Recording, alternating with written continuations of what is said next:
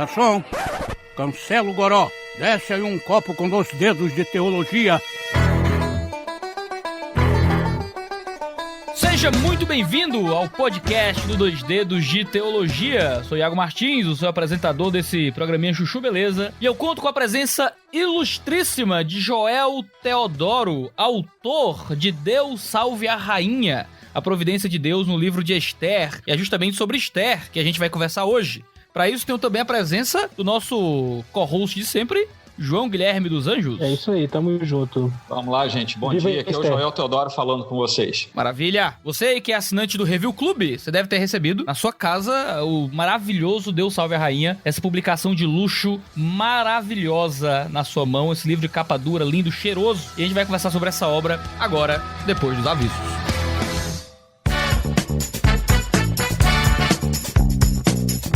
Guilherme, o tema do podcast de hoje está atrelado ao livro que foi enviado no Review Club do mês de março. É isso aí. O clube está mandando livros em edições de luxo e esta edição de luxo do livro do Joel ficou um negócio assim de dar muita alegria, viu, cara? Aquela capinha acolchoada, um miolo no papel avena, aquele papel que a gente curte. Uma edição assim, com página colorida dentro. Gente, dá valor nisso aí que o negócio é caro, viu? É caro,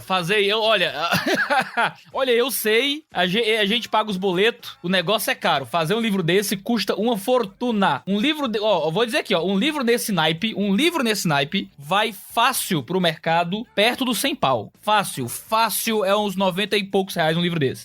E você pagando aí R$58 por mês, você recebe não só esse livro na sua casa com frete grátis, mas também recebe antes de todo mundo e ainda recebe outro livro. É loucura. O gerente fica doido todo mês. A gente sabe disso porque a gente quase não tá ganhando dinheiro com esse negócio. Eu posso dizer isso assim explicitamente, João? Pode, com certeza. É quase missão, é quase uma obra missionária. Pra levar boa literatura na mão do povo. Só é possível porque o João tem um emprego e eu também. E eu também tenho, né? O autor também. O autor não recebe dinheiro também, né? Ninguém ganha dinheiro com livro no Brasil. Escrever no Brasil é missão, gente. Escrever no Brasil é missão. Se você quer viver de literatura no Brasil, vai escrever autoajuda ou promessas de enriquecimento, porque livros teológicos não vai dar dinheiro, não. A gente escreve porque a gente acredita no que a gente faz, a gente publica porque a gente acredita no poder da literatura. E vamos falar hoje justamente sobre esse livro aqui com o autor. Se você quiser ser um assinante do Review, reviewclub.com.br, e você tá conosco no Clube Literário do 2 Dedos de Teologia. Assina lá.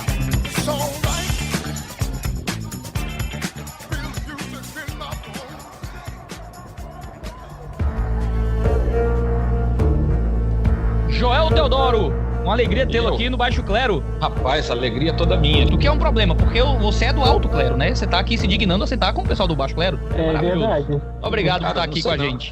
Não sei não, cara. Eu acho que eu tô no banquinho lá embaixo junto com vocês. Viu? E, Joel, fala, de onde é que veio essa ideia de escrever o Deus Salve a Rainha, um livro sobre a providência de Deus, um livro de Esther? Rapaz, o negócio é o seguinte, a doutrina da providência é uma doutrina que sempre mexeu muito comigo, né? A gente é sustentado e tem vários endereçamentos dessa doutrina, dessa grande doutrina, que sempre me chamaram muito a atenção. E, na minha perspectiva, o texto de Esther é muito rico na doutrina da providência. Todo aquele desenrolar, toda a trama em volta dos fatos que se sucedem ali, são elementos comprobatórios para mim de que a providência, a soberania, as ações de Deus em favor dos seus filhos é algo singular. Então, foi uma junção disso, um grande amor por essa doutrina e uma apreciação, inclusive literária, muito grande pelo livro de Esther. Aí, quando eu juntei tudo isso, a ideia foi começar a escrever. No comecinho do texto, eu percebi que eu precisava entender também um pouco mais o que estava acontecendo no tempo da descrição, né, no tempo literário ali da narrativa, e por isso também eu fiz um pouquinho de pesquisa sobre o Império Medo-Persa, o que estava acontecendo naquele tempo, e daí veio a conformação do texto que deu origem a esse livro, né, uma chegada pela realidade do entorno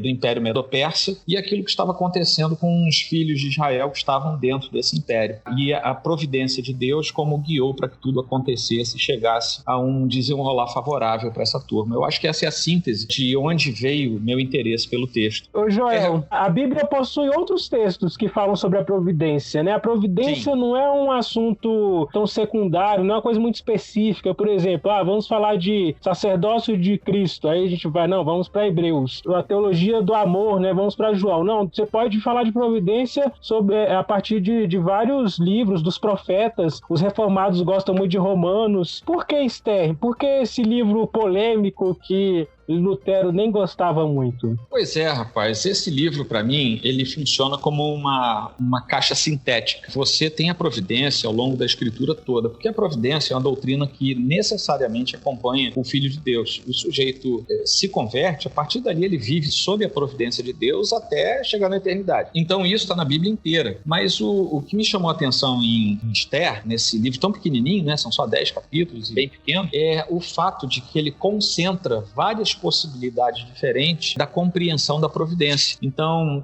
ali a gente entende a relação da providência com a oração, a relação da providência com a preservação, a relação da providência com a eleição, a providência que nos encaminha para a salvação, a providência que nos conduz diante de Deus, que nos faz perseverar. Então, se você tiver um olhar atento na leitura de Esther, você vai perceber que vários dos itens que nós pensamos e estudamos sobre a providência podem aparecer e estão, de fato, lá no livro de Esther. Então ele funciona como aquele frasquinho de essência forte, não misturada, né? Você tem uma grande concentração ali sobre a informação da providência. É bem verdade que para fazer um estudo assim exaustivo da providência, você tem que ir para muitos outros textos da Escritura, mas no texto de Esther você tem um compêndio concentrado e por isso a escolha do texto de Esther. Legal demais, muito legal mesmo. Uma coisa interessante do livro que eu achei diz respeito à questão contextual. O primeiro capítulo se dedica a apresentar a história de Esther à luz dos textos extrabíblicos, as informações que a gente tem, né, acerca de Assuero ou Xerxes, né? Isso. E eu achei isso muito enriquecedor. Mas a partir disso, o senhor poderia falar sobre essa questão da canonicidade de Esther a partir dessa relação com o exterior, com o contexto externo, né? Era o povo judeu exilado, não se refere a Deus diretamente. Por que a gente pode confiar na canonicidade? Eu acho que se nós, embora nós tenhamos tido algum tipo de questionamento, principalmente agora, né, já no texto quando fomos receber o texto do Novo Testamento, de fato, e depois no tempo da Reforma, nós tivemos questionamento sobre o texto de Esther. Mas o fato nós temos, claro, alguns fatos históricos. Ninguém sabe quem escreveu o texto de Esther. A gente imagina que tenha sido um judeu, talvez até um judeu persa já naquele momento, mas as relações de informação que são dadas das peculiaridades dos judeus, das festas e da própria firmeza de fé, mesmo sem citação direta, de ritos e do próprio Deus, né, o Deus da Escritura, nós conseguimos encaixar perfeitamente esse livro no texto canônico, no todo. Os judeus já não questionavam mais esse livro, né? Se é que houve algum questionamento, foi muito lá atrás. Quando nós recebemos o texto já no tempo da Reforma e fizemos a depuração textual do Antigo Testamento, retornando ao que ele era, esse texto estava lá sem questionamento. Houve sim alguns reformadores que acharam que ele estava meio disforme ali, mas ele não tem. Primeiro, ele tem um testemunho dos antigos. Além disso, além desse primeiro fato, ele tem uma conjunção de não negação dentro do texto bíblico e ele tem uma aceitação ampla dentro do universo dos filhos de Deus, de ambas as alianças, inclusive, né? Então, eu acho que não temos por que suscitar, mesmo que alguns tenham feito isso, não temos como suscitar nenhum tipo de dúvida maior sobre o texto, né? Então, ele é um texto sem maiores dúvidas, a despeito de ele ser muito peculiar, né? Principalmente pelo fato de ele não citar, estando no Antigo Testamento, ele não cita elementos rituais claros e nem cita o próprio ser de Deus, né? Não diretamente. Mas ele é um texto aceito, está bem encaixado no texto bíblico e nós entendemos como sendo mesmo um texto canônico. Ademais disso, ele tem muita confirmação histórica, né? Ele está bem encaixado historicamente. E é isso aí. Eu pessoalmente não tenho qualquer dúvida sobre nenhum dos textos que nós temos na Escritura e nem menos de Esther também. Agora, eu fico com dúvidas, pastor Joel. Por que é que o livro de Esther não cita o nome de Deus nenhuma vez? Pois é, rapaz, isso aí tem até tese de doutorado já falando disso. De fato,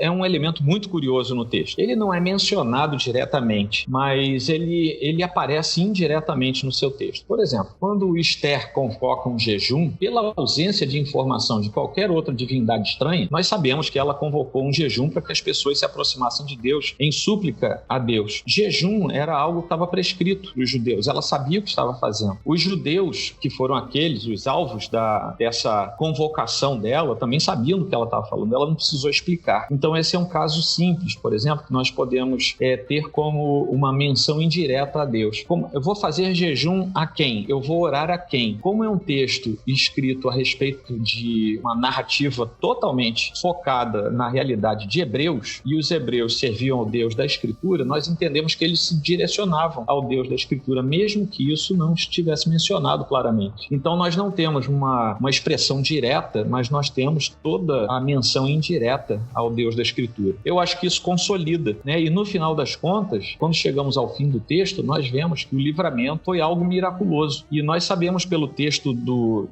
pela Escritura toda, mas os hebreus daquele tempo que conheciam o texto anterior a eles sabiam que o único Deus que operava milagres era o Deus de Israel, né? Porque somente ele era Deus, somente ele poderia ser louvado, somente ele cuidava do seu povo. Então existe uma menção bastante objetiva, embora indireta, ao Deus da Escritura ao longo do texto de Esther. Uma coisa que eu acho interessante colocando Esther em paralelo ou em contraposição aos apócrifos, aos chamados apócrifos que a Igreja Católica aceita, é que nós consideramos eles apócrifos entre vários motivos, porque eles têm algumas doutrinas que não harmonizam com o resto da Bíblia. E Esther, curiosamente, apesar de ter essa questão de não ter o nome de Deus explicitamente, isso não é uma questão doutrinária que torna o livro herético, né? Muito pelo contrário, ela não tem nenhum conteúdo que se choca com o resto das escrituras. A harmonia é impressionante, né? E uma coisa que é destacada no seu livro que eu acho legal é justamente a questão da festa do Purim, que é uma coisa que é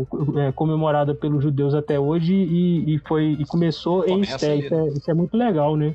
É verdade. Nós não temos, isso que você falou, João, é perfeito. Nós não temos, diferentemente dos textos apócrifos, ou como os nossos amigos católicos chamam, né, os deuterocanônicos, diferentemente desses textos, nós não temos nenhum tipo de oposição ou de incisão de nenhum tipo de tentativa de verdade que seja contrária à verdade do restante da Escritura. Então nós não temos qualquer menção a uma prática oposta à Escritura ao longo de Esther. É um livro bastante nacionalista, vamos dizer assim, no seu texto, porque era necessário, né, naquele momento que fosse assim, para poder juntar as intenções dos judeus até em torno da oração e do clamor a Deus pelo livramento que ele precisou trazer sobre os hebreus. E um outro fato interessante que você cita aí, o Purim, e os leitores vão ver que isso está lá no livro, né, que é mencionado no texto de Esther, tinha a ver com uma palavra que os medo-persas usavam para representar algo nocivo contra os hebreus. E no final, Purim passa a ter um significado contrário, vindo da mesma raiz. E é uma coisa interessante que a providência de Deus, né, que é o destaque do nosso texto, a providência de Deus faz até isso, né? E a gente vê em outras partes da Escritura, quando Deus transforma o mal em bem para favorecer a sobrevida e a guarda dos seus filhos, né? Então, até no nome da festa, que é comemorada até hoje, a festa do Purim, até no nome existe uma lembrança. Isso um dia já foi algo ruim, nefasto, para nos matar, e que hoje é bênção de Deus sobre nós, né? Então, são esses dois casos. Não há oposição no texto de Esther, e a festa que é comemorada até hoje parte também de algo que é memorial. O memorial de Deus transformando algo muito ruim, perigoso, danoso, que levava à morte, a algo que é celebrado como a vida preservada pelo Senhor, né? Agora deixa eu jogar aqui uma polêmica boa, polêmica formosa, polêmica bem feita. Esther era crente? Porque há muitos teólogos que acreditam que não, porque por causa das circunstâncias onde ela estava, ela não podia ser considerada realmente uma pessoa que cria no Deus vivo. Rapaz, eu já vi essas polêmicas, viu? Na verdade, a gente não tem uma base para dizer assim, olha, ela estava cumprindo todos os ritos, ela era uma pessoa de Israel e que conseguia manter todos os seus votos diante de Deus. Aquele episódio inicial em que ela vai até o rei, se coloca ali como candidata ao trono. Aquilo ali provavelmente é bem mais nebuloso do que a gente pensa quando lê o texto, né? Mas a gente tem que entender também, a gente tem que fazer uma análise sincrônica e não anacrônica da narrativa, né? Quais eram as circunstâncias em que o povo vivia, quais eram as liberdades de culto que o povo tinha, o que eles podiam fazer ou não na expressão da sua fé naquele tempo. Então, provavelmente, se é que a gente pode dizer assim, nenhum judeu daquele tempo vivia de acordo com os ritos da lei. Talvez até por impedimentos externos, né? Eles eram escravos, eles eram servos, eles tinham uma certa liberdade, mas talvez não pudessem, por exemplo, oficiar sacerdotalmente todos os sacrifícios que quisessem fazer. Então, Esther estava dentro desse contexto. De fato, a gente lendo o texto da Bíblia não pode afirmar ela era salva ou não era salva. Uma coisa a gente pode afirmar, ela foi sensível às instruções que foram dadas a ela foi sensível para parar, jejuar e orar diante de Deus. Essa oração foi ouvida juntamente com o povo que jejuou, mas aí alguém pode dizer assim, alguém que insiste que ela não era crente pode insistir, não, tudo bem, mas Deus ouviu por causa do povo e não por causa dela, Deus salvou a posteridade. Pode ser, mas o fato é que no decorrer do texto nós vemos que ela teve muita coragem, uma coragem que se ela não fosse crente talvez ela não tivesse, e ela foi até o final, ela colocou em risco a sua vida. Quando ela aparece no pátio da guarda para que o rei a veja, ela naquele momento, sem ser convidada, por exemplo, ela podia ser alvo de uma repreensão do rei que poderia levá-la até a morte. Então ela se coloca numa situação de extrema fragilidade, de extremo perigo. Pode ser apenas um sacrifício nacionalista? Pode ser, mas ela é colocada ali no texto como uma espécie de heroína que salvou o povo de Deus. Aí, Iago, aquele negócio, a gente tem como afirmar que ela era crente? Não, eu acho que não tem. A gente tem como afirmar que ela não era crente? Também não, porque se por um lado ela não executa coisas que eram da praxe do crente hebreu daquele tempo, por outro lado ela se aproxima espiritualmente de Deus através do jejum, da oração e até mesmo da obediência, e aquele negócio, ela não fez por fora, mas o coração dela parecia estar propenso a seguir a orientação de Deus. Então eu fico assim, sem saber, sem poder assegurar, mas eu fico propenso a crer que, se não desde o começo, porque realmente aquele início do texto é meio nebuloso, mas se não desde o começo, no meio do texto ela foi entendendo quem era ela, principalmente pela repreensão que ela levou. Você acha que só porque é rainha não vai acontecer nada com você? Quando o rei descobrir que você também é judia, você também vai dançar. E aquilo ali talvez tenha sido a sacudida que ela precisava, né? Então eu, assim, pessoalmente, sou levado a crer que ela, sim, pelo menos do meio para o final do texto, ela tinha algum tipo de relação credal com Deus. Mas essa é uma opinião pessoal, viu, Iago, João? Essa é uma opinião pessoal minha. Não, a opinião aqui tem que ser a sua mesmo, você é o autor do livro. Mas o Iago tem que ter a opinião contrária aí pra ficar polêmico, porque nossos podcasts sem polêmica não tem graça nenhuma. Não tem graça. Então, Iago... Ih, tá difícil, eu tô... Não, eu não vou discordar do autor, não. Tô querendo só saber a opinião do cara que escreveu o livro. Quando eu escrever um livro sobre Esther, aí eu... Imaginou? O cara vem com argumento aí, me coloca como herege agora aqui? Não, que é isso. Eu tento concordar com o Joel. Eu acho realmente que o texto não é muito explícito, mas tudo indica, esses sinais indicam realmente que ela era uma judia que cria no Senhor e que agiu de acordo com o que ela podia dentro daquele ambiente.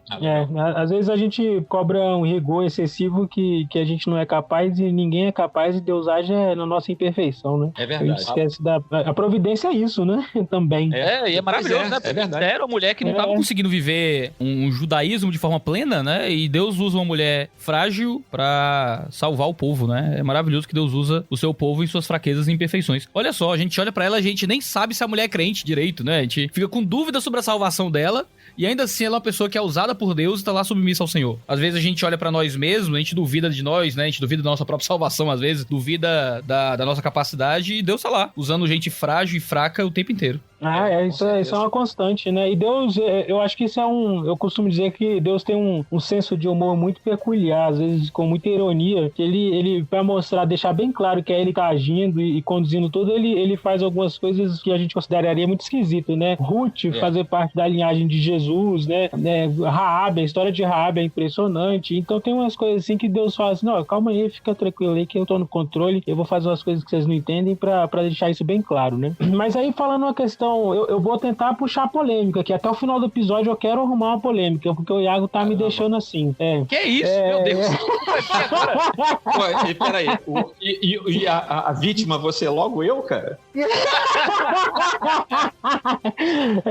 Não, é porque no seu livro tem uma informação muito legal que é, na verdade está no livro de Esther, né, mas é realçado no seu livro acerca da oposição entre Amã e Mardoqueu ou Mordecai. Na minha infância era muito Mordecai, mas eu não ouço mais ninguém falar Mordecai, é só Mardoqueu, você pode até falar um pouco sobre isso. Mas a pergunta é sobre Amã versus Mardoqueu, que isso representa uma oposição antiga dos amalequitas com os hebreus, né? E no seu livro é dito assim, ó, eu vou ler aqui o trecho do seu livro.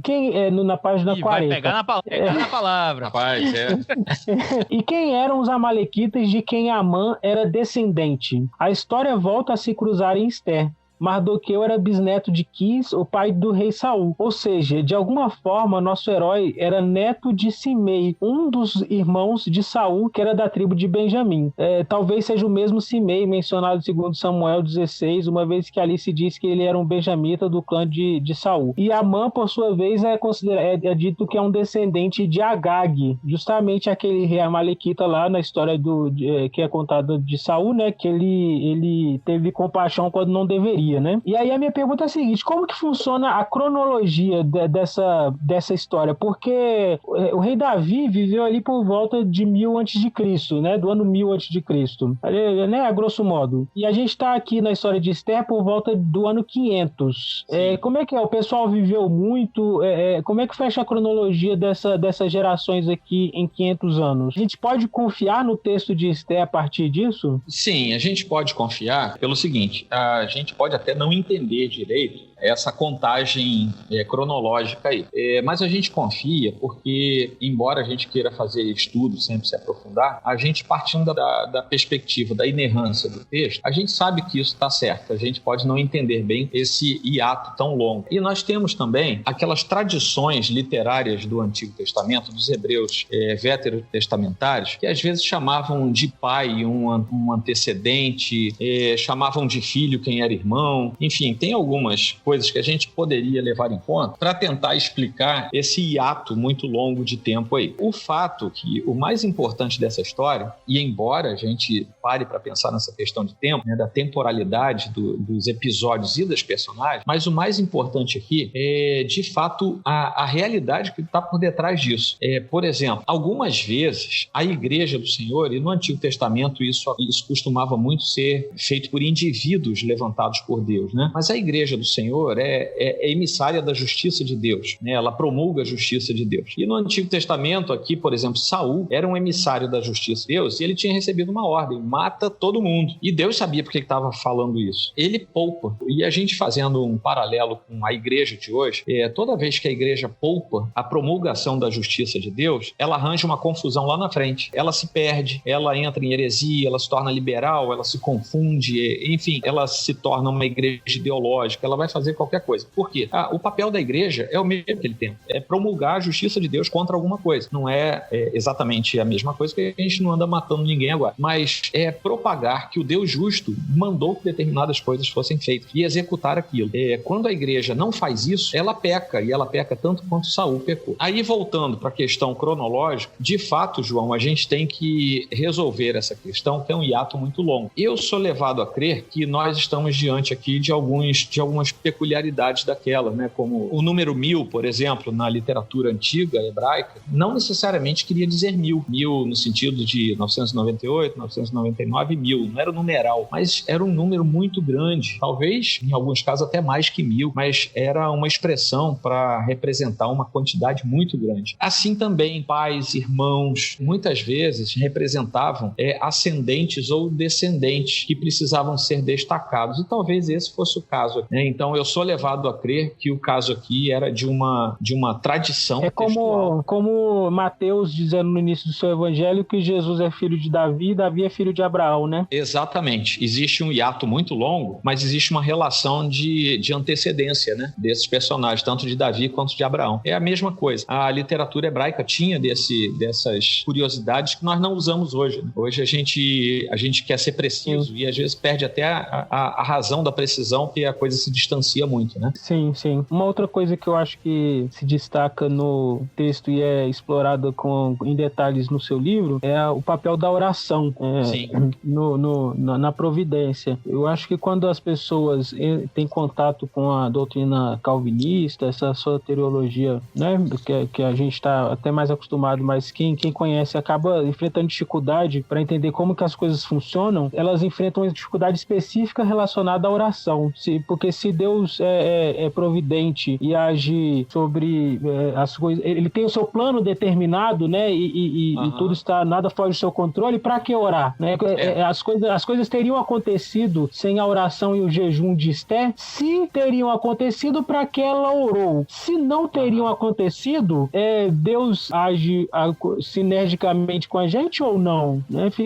Há uma tensão. E como que isso se resolve? Olha, vamos voltar para Esther primeiro. Aquela prática da oração, ela convoca jejum e oração. A gente falou agora há pouco, lá na fala do Iago, a gente estava conversando sobre a questão da conversão. Esther era crente ou não era crente? E mesmo que ela tivesse algum tipo de fragilidade, como a gente percebe que ela tinha, talvez a oração tenha sido o grande veículo posto no coração dela por Deus, o grande veículo para ela encarar de fato quem ela era diante de Deus. Porque só os filhos de Deus oram com a garantia da resposta. E a garantia da resposta não é aquilo que eu peço, mas é o cumprimento do desejo de Deus. Então, a gente às vezes é acusado, né, de orar pouco no universo reformado ou de orar sem muito fervor, também no ambiente reformado. Talvez a acusação se deva... Tem gente que ora pouco mesmo, então tem que bater mesmo. Mas talvez esse aparente falta de fervor da gente seja porque a gente ora numa convicção tão grande que a vontade de Deus precisa ser feita. Inclusive foi isso que Jesus ensinou na oração dele, né? Seja feita a tua vontade, né? Tanto nos céus quanto na terra. E essa é a nossa convicção de oração. Agora, o que muda com a oração? Eu mudei Deus? Não, Deus é um ser imutável, ele é perfeito. Eu não tenho que melhorar em Deus, eu não tenho como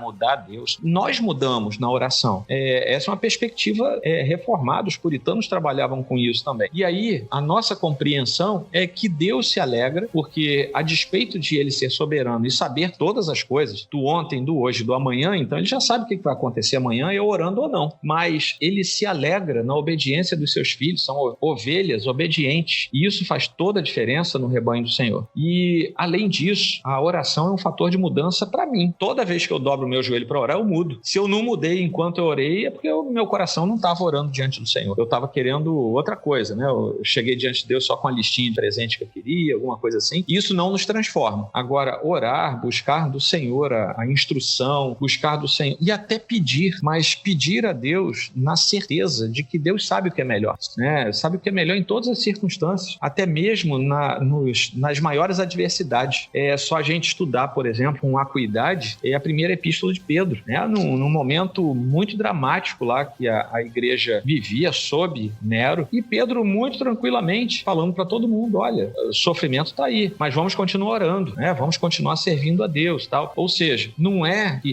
esperar apenas que Deus faça isso ou aquilo, mas acima de tudo, esperar que Deus nos transforme pelo seu poder. Dia após dia, enquanto oramos, nós crescemos na presença do Senhor. A oração tem uma íntima relação com o processo da santificação, e isso aí faz parte da nossa relação com Deus, né? Então a oração é isso. Talvez ali em Esther a gente diga assim, não, Deus já ia livrar o povo dele. Vamos concluir uma coisa? Deus não ia permitir jamais que a ascendência de Cristo fosse interrompida, porque a vinda de Cristo era algo da eternidade. Cristo já estava até crucificado lá na eternidade, né, por nós. Ele veio cumprir algo enquanto sua figura encarnada por nós. Ele se manifesta na história, mas nós sabemos que os planos de Deus são eternos. Então Deus não ia permitir de nenhuma maneira. Se Esther, Mardoqueu, todos os judeus ali tivessem cambaleado, fugido da fé, Deus ia levantar alguém, nem que fosse um remanescente ali. Mas o plano de Deus não seria nunca frustrado. Então, o que houve de mais importante na oração Esther foi a percepção nacional de que havia um Deus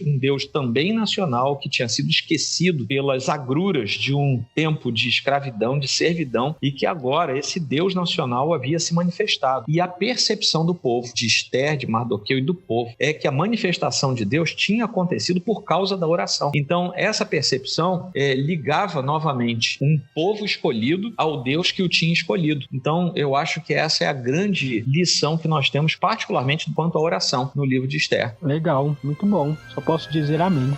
Amém.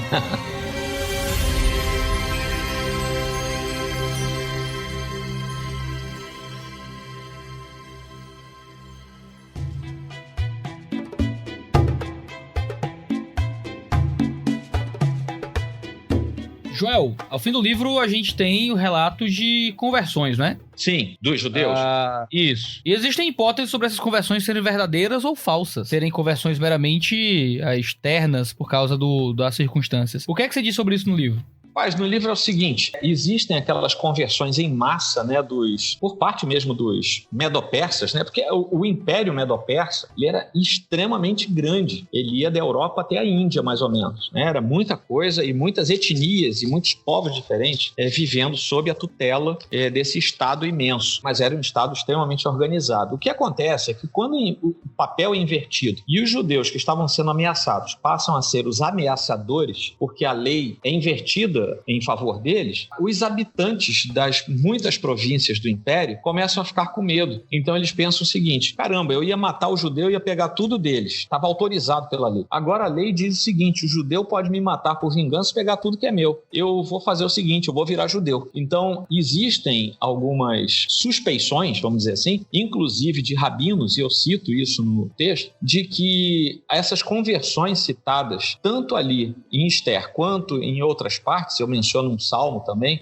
que serve de base para algumas interpretações rabínicas, essas conversões teriam sido conversões de fachada para poupar a vida das pessoas. Inclusive os homens se entregavam à circuncisão. Então isso tudo é uma possibilidade. E ela é uma possibilidade real mesmo, né? Porque a gente não estava lá para ver, mas é uma possibilidade real, sem dúvida. Mas existe também uma outra perspectiva, que é de crer que Deus usou todo esse tempo para realmente trazer para si muitos dos seus filhos que estavam perdidos em outros povos, né? Em outras campinas em que o judeu normalmente não chegaria, para mostrar o amor de Yahvé, o seu Deus nacional. Existem essas duas possibilidades, né? De fato, eu sou levado a crer, as duas coisas aconteceram, viu, Iago? Eu acho, muita gente pode ter se convertido, talvez não essa enxurrada de conversões. Eu também creio que uma parte considerável dessas pessoas se converteu apenas por medo de ser morta, e uma vez que elas diziam que eram judias também, convertidas ao judaísmo, elas seriam poupadas. Mas eu sou otimista. Eu creio que Deus usou isso, como ele usou muita coisa estranha ao longo da história da redenção, para salvar muitos dos seus filhos que estavam distantes, perdidos, né? E eu creio que pode aí ter acontecido um pouco de cada coisa, né? Podem ter chegado muitos falsos convertidos, mas eu otimistamente, né, se é que isso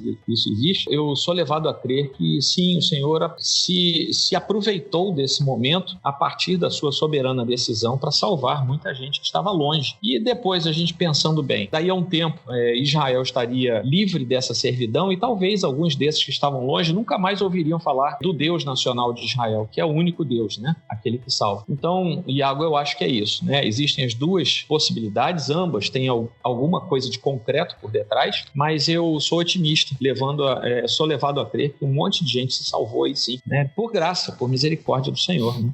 E é interessante a gente louvar a Deus pelo livro de Esther, porque a nação de Israel se salvou, né? E a nação de Israel ser salva foi justamente o salvamento da nação de onde veio o Messias. Exatamente. Essa nação permanecer é justamente o cumprimento da promessa feita em Gênesis 3. Se o povo de Israel desaparecesse, como é que viria, não é, aquele que cumpriria as promessas que foram feitas desde o proto-evangelho até Abraão e tudo mais? Se a nação desaparecesse, Deus seria um mentiroso. Mas porque a nação continua, a gente pode continuar crendo nas promessas que são feitas sobre o Messias que viria. É verdade, né? Quer dizer, se o texto de Esther nos mostra uma derrota de Deus, na verdade a gente nem estaria aqui falando sobre Esther, né?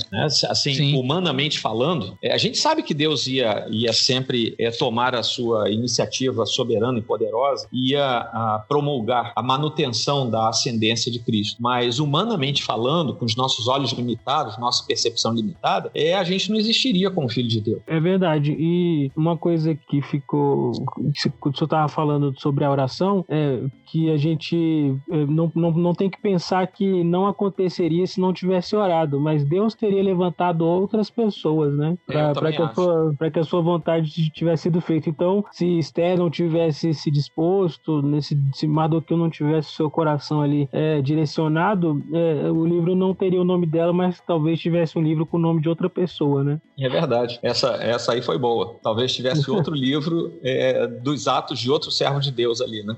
Sugerir uma Marieta aí, Deus colocaria no lugar e faria legal, acontecer. Legal. Eu nem tinha pensado nisso não, mas é verdade, né? Deus teria levantado outra pessoa e teríamos um outro livro aí dentro da Bíblia. Bem bacana isso. E ficou pendente aquela questão do Mardoqueu e Mordecai, porque eu não quero deixar os ouvintes aí na curiosidade, porque se eu fosse um ouvinte e deixasse essa pendência, o meu toque ia me fazer levar pro hospital. Então... Meu Deus.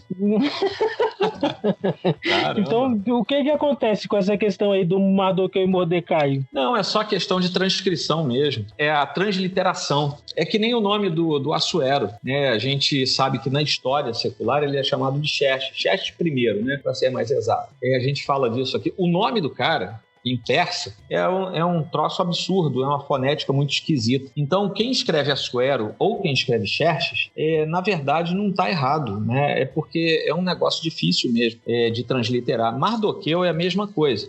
Mardoqueu ou Mordecai é uma questão de transliteração, né? E nós temos a preferência de algumas versões por um ou por outro nome.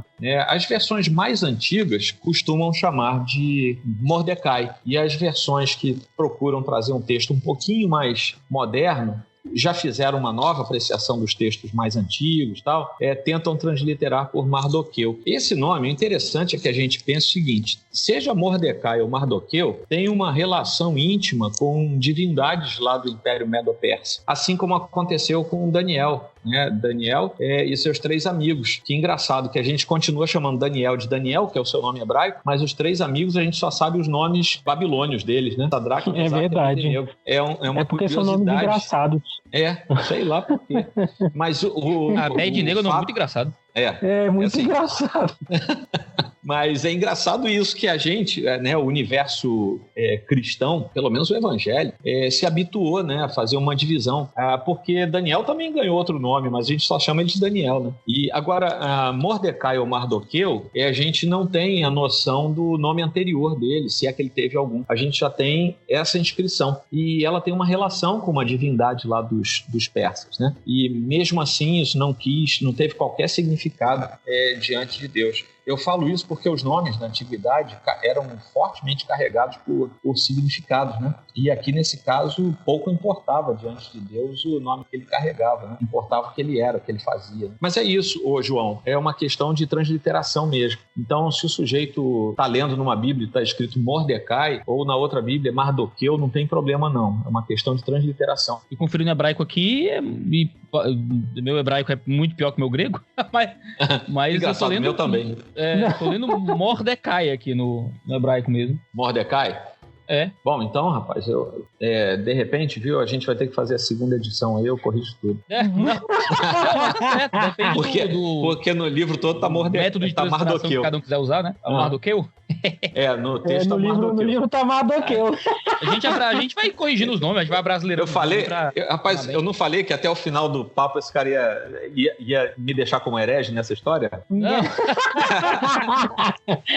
Por isso. Porque mudar o nome do Mardoqueu é heresia mesmo. Eu joguei no hebraico aí no nosso slide aí pra vocês verem, no nosso bate-papo. Beleza. E, João, eu queria saber o seguinte, eu realmente, eu quero reforçar aqui, eu realmente gostei muito do seu estilo de escrita.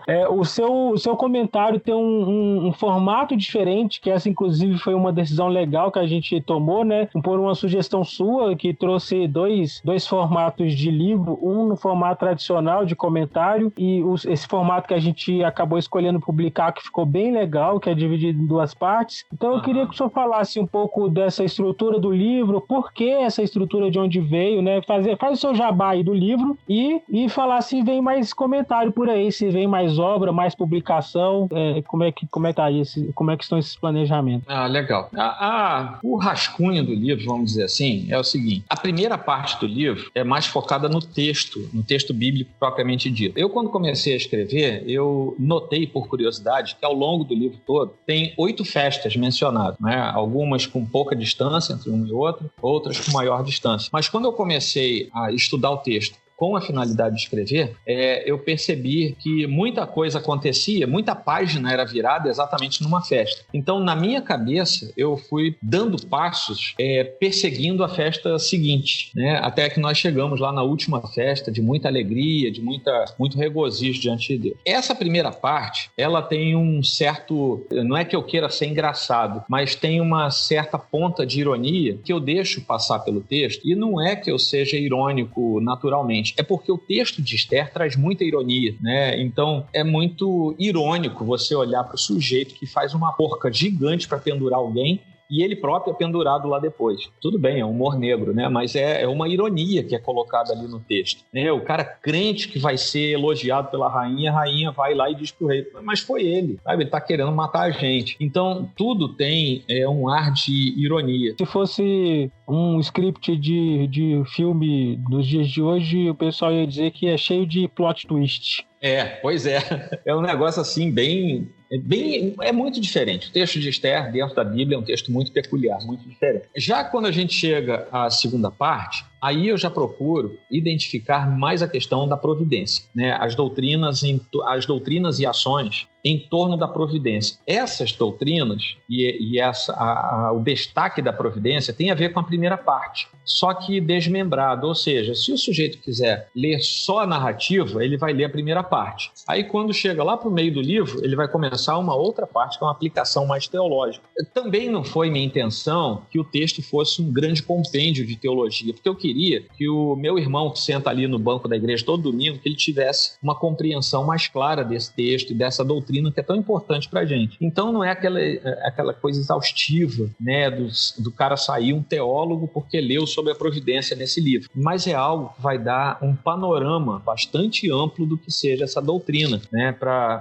poder cada crente que tiver acesso a essa leitura poder ter algo mais profundo na sua relação com Deus e na sua confessionalidade, na sua credalidade diante de Deus. Eu acho que esse é um dos pecados da igreja de hoje, né? Ela abandonou seus credos, suas confissões, e por isso ela se torna tão frágil, né? Tão suscetível. E essa é uma das tentativas, trazer uma doutrina tão importante, encaixá-la numa narrativa, e o fato de estar separado em 2 partes facilita o foco da atenção do leitor, né? Para poder ele ter um foco, um tempo, um episódio de leitura em que ele vai colocar os olhos particularmente sobre alguma coisa, tá? Ou seja, sobre a narrativa primeiro e depois sobre a doutrina. É por isso que foi dividido. Aí você me perguntou se tem outros projetos. Projetos tem. Se o pessoal gostar, por exemplo, desse tipo de literatura, eu tenho outros projetos aí guardados, alguns já em andamento, e aí depende muito do que as pessoas vão responder com seu acesso, né, ao livro, com as aquisições,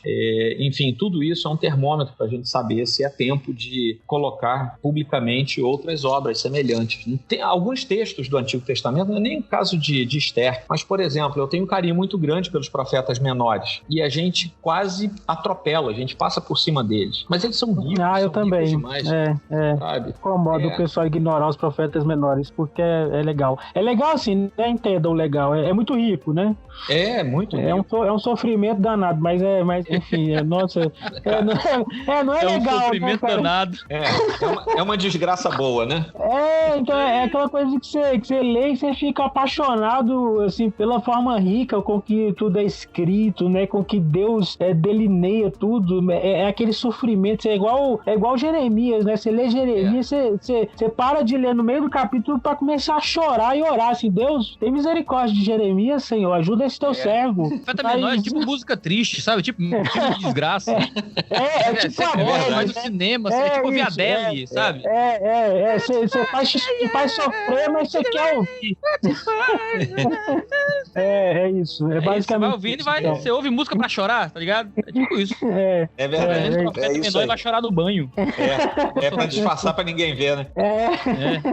Então seria muito legal mesmo fazer algum trabalho nesse sentido, destacando essa beleza e uma beleza poética também, né, que tem no hebraico, que a gente perde muito com a tradução, né?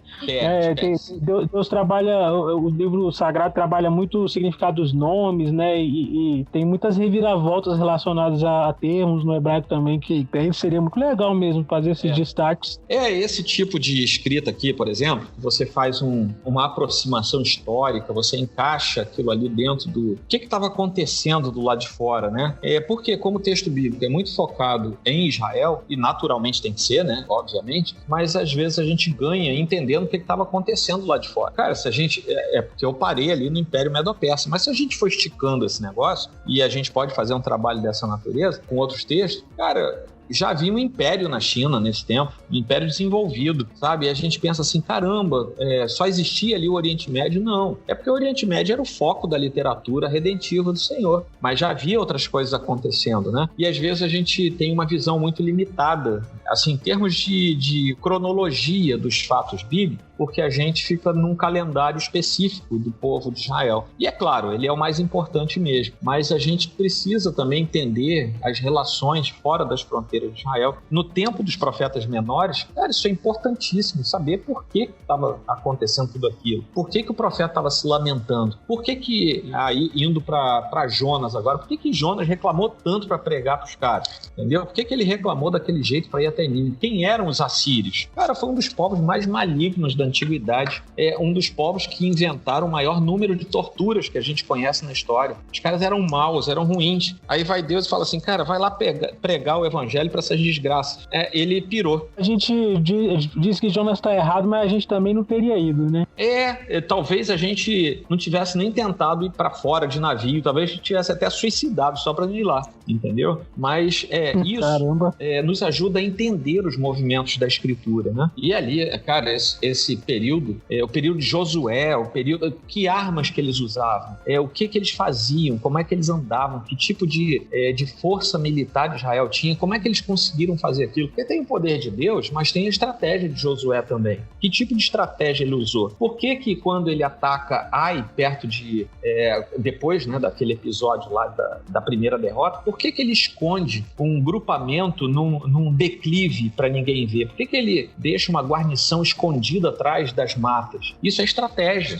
Tudo bem, Deus estava por cima disso tudo, né, resguardando o povo, mas a gente precisa entender o que acontece no meio disso tudo, porque exatamente a mesma coisa acontece conosco. Deus nos fala assim, vão pregar o evangelho para o mundo todo, depois vocês façam discípulos, batizem todo mundo, em nome do Pai, do Filho e do Espírito Santo. Maravilha. Aí tô eu aqui na minha igreja no Rio de Janeiro, você numa igreja em Brasília, o outro numa igreja lá no Nordeste, e o que a gente faz? Cara, a gente pega a ordem de Deus e a gente espera que Deus nos dê, sim, orientação, mas a gente cria estratégias para pregar o evangelho. É a mesma coisa que Josué fez, sabe? Estratégia aliada à ordem de Deus, aliada à bênção de Deus, porque sem essa ordem, sem essa bênção, não adianta estratégia nenhuma. Mas Deus usa também a nossa vocação natural para a gente poder fazer coisas para a glória de Deus, né? A gente não pode tomar isso para nossa glória, mas é para a glória de Deus. Então, a Bíblia é riquíssima, cara. A gente pode escrever coisas sem parar para o resto da Bíblia, pro resto da vida.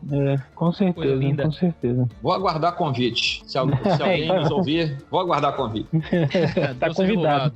Joel, uma honra imensa recebê-lo aqui no Baixo Clero. Pô, Iago, foi muito bom te ouvir, estar com vocês aqui, viu? Independente do livro, tô por aqui. Tá? Amém. Precisar de mim, eu tô aqui pra unir forças com vocês. Tamo junto.